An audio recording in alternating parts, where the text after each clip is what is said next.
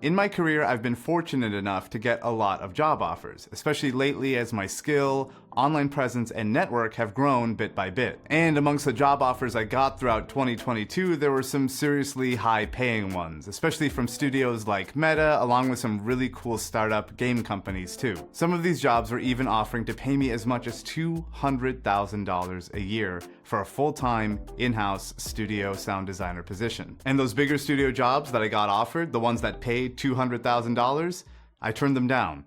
Every single one of them. In this video, I'm gonna dive into 4 principles as to why I turned down these big, full-time in-house studio jobs, and why these kinds of jobs might not be for you either, even though it's basically what everyone in our field dreams of getting. Now, before we go further, I know this is an ultra-privileged position to be in, but it's a position that you can be in too. I've been at this for 11 years straight now, so it's not like this is some overnight success story. Every single audio person that you look up to puts in an insane amount of thought and effort into their career that you'll never see or hear about. You'll get your equivalent of results like this too, provided that you stick to it over the long term and you dedicate yourself to taking the right actions. So the first reason that I turned down these jobs is a focus on health and freedom. While I could make a load of money at these big companies, it would also compromise hugely on my freedom and my time. I spend a lot of my free time doing things like judo, jujitsu, strength training, and all sorts of other athletic stuff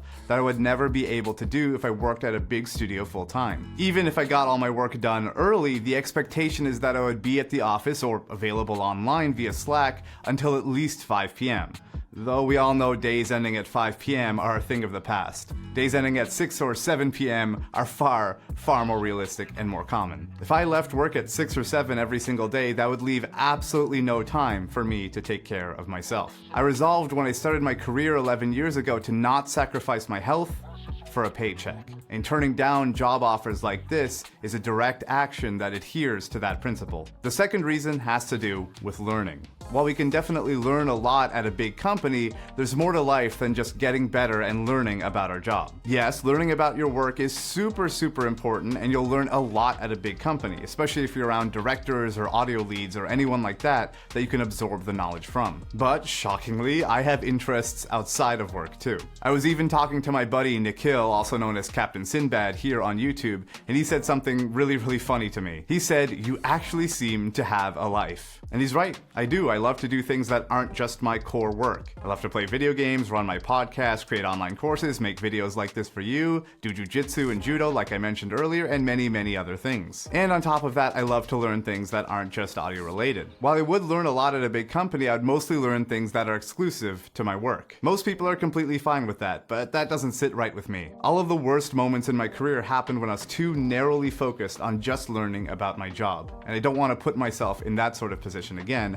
just for a paycheck. The third reason I turned these jobs down is because of terrible office environments. I mentioned in an earlier video that I have diagnosed ADHD, which means things like Slack messages or emails or meetings or anything like that can completely ruin a day, even if it was just a 10-minute, perfectly pleasant meeting. And the currency of a modern office environment is interruption. While most people can work in an office just fine, my brief time working in those sorts of environments proved that they were hellish for me. My ideal day is being able to be left alone with no Slack messages, meetings, emails, or anything like that, and being able to do my thing. But the typical big company would never allow me to do that. They'd expect me to be in meetings for 4 hours throughout the day, and then expect me to do 8 hours worth of work throughout the rest of the day, assuming that I could just get that done no problem. And then when crunch inevitably comes up, I wouldn't even be paid extra for my extra time and effort. No thanks.